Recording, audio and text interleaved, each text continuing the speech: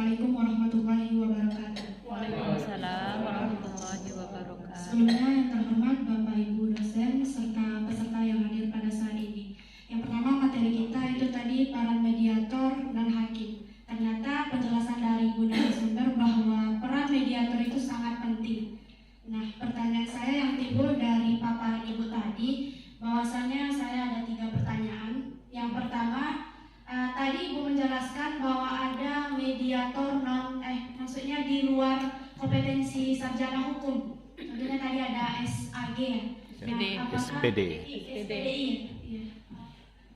Ya, apakah mediator non hakim itu benar-benar kompeten untuk contohnya dalam mendamaikan perkara perceraian ini? Kemudian yang kedua, apakah kalau mediator non litigasi ini permintaan dari klien di luar pengadilan atau bagaimana, atau kerjasama dari pengadilan agama ini dengan mediator non litigasi? Kemudian yang ketiga, kalau seandainya mediasi ini gagal dilakukan tetapi alasannya untuk bercerai ini tidak terlalu fatal atau melanggar syariat, apakah hakim berhak untuk memutuskan perkara ini secara sepihak? Karena ada kasusnya terjadi baru sekarang, artis itu Desta dan istrinya itu bahwa mereka bercerai tanpa alasan yang nggak jelas gitu, tetapi dikabulkan oleh ketua hakim di pengadilan agama. Mungkin sekian yang dapat saya tanyakan, saya serahkan ke Ibu moderator. Yang pertama tentang mediator di luar sarjana syariah ya. Ya, jadi kalau kita lihat memang untuk menjadi mediator itu tidak disyaratkan bahwa dia adalah sarjana syariah ataupun sarjana hukum, tidak ada. Yang disyaratkan menjadi mediator itu adalah yang bersertifikat, nah kan seperti itu. Jadi untuk masuk untuk mengikuti pelatihan sertifikat itu tidak disyaratkan. Makanya tadi Ibu bilang biasanya itu bagi orang-orang yang memang memiliki istilahnya itu keinginan untuk mediasi dan sebagainya atau backgroundnya, dan kebanyakan memang dari BK, ada yang dari BK di luar dari syariah, tapi tentunya yang paling utama tentu syariah. Nah, makanya sebenarnya ini kompetensi, memang ini kompetensi kelulusan dari sarjana fakultas syariah, selain dari hakim, advokat, kemudian kalau ekonomi syariah misalnya Dewan Syariah ya, Dewan Syariah Nasional, juga konsultan, dan termasuklah mediator. Jadi peluang ini tentunya harusnya direbut oleh alumni fakultas syariah. Kalau tidak ya berarti di luar itu. Bisa dari BK, bisa dari psikologi, bahkan tadi dari pendidikan gitu. Nah, oke ya. Jadi tidak disyaratkan. Kemudian yang kedua, untuk non litigasi ini apakah permintaan klien atau bagaimana? Ya, karena memang penyelesaian perkara kita ada dua, ada litigasi, ada non litigasi. Maka sebenarnya litigasi pun kan kalau untuk ke pengadilan kan inisiatif berperkaranya tetap pada para pihak juga kan. Kalau seandainya para pihak tidak mau menyelesaikan ke pengadilan secara perdata, maka tentu tidak diselesaikan juga oleh pengadilan. Nah, non litigasi juga seperti itu, adalah kemauan dari para pihak. Apakah dia memang ingin menyelesaikan perkara itu dengan dibantu oleh seorang mediator atau tidak?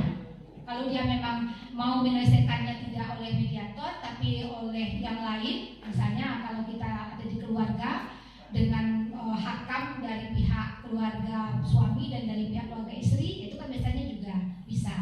Nah, tetapi ini seperti tadi yang ada 3 keunggulan yang kita lihat itu, bahwa dia sebenarnya itu adalah mediator yang bersertifikat, nah, sehingga dia tentu jauh memiliki kompetensi dan juga keilmuan serta strategi untuk memediasi. Di samping ketika itu sudah disepakati secara perdamaian, kalau mau dikuatkan, nah, maka bisa dikuatkan melalui akta perdamaian. Nah, kalau seandainya itu dilakukan di luar oleh mediasi, tentu tidak bisa untuk diajukan akta perdamaiannya ke pengadilan. Nah, harus melalui seorang mediator seperti itu. Nah, jadi di samping adanya keinginan, sebenarnya bisa dengan mensosialisasikan lembaga ini. Ya, misalnya seperti tadi dikatakan KUA bisa juga.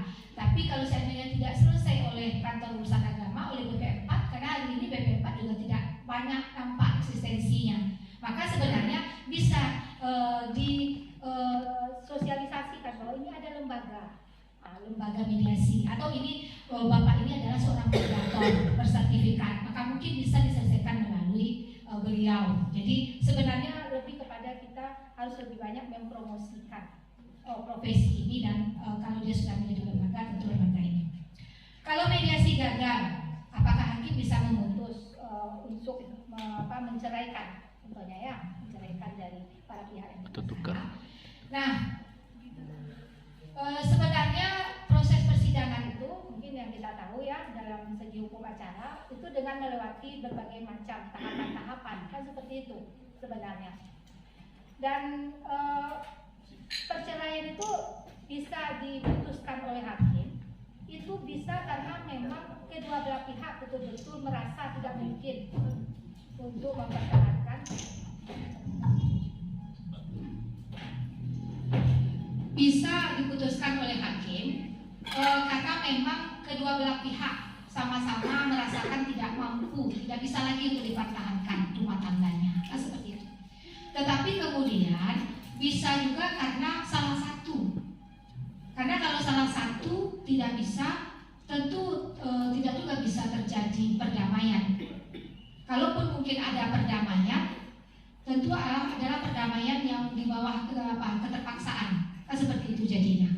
Nah, tetapi memang proses persidangan itulah nanti hakim yang akan mempertimbangkan. Artinya, apakah memang ini masih memungkinkan untuk didamaikan, atau memang perpisahan adalah jalan yang lebih baik.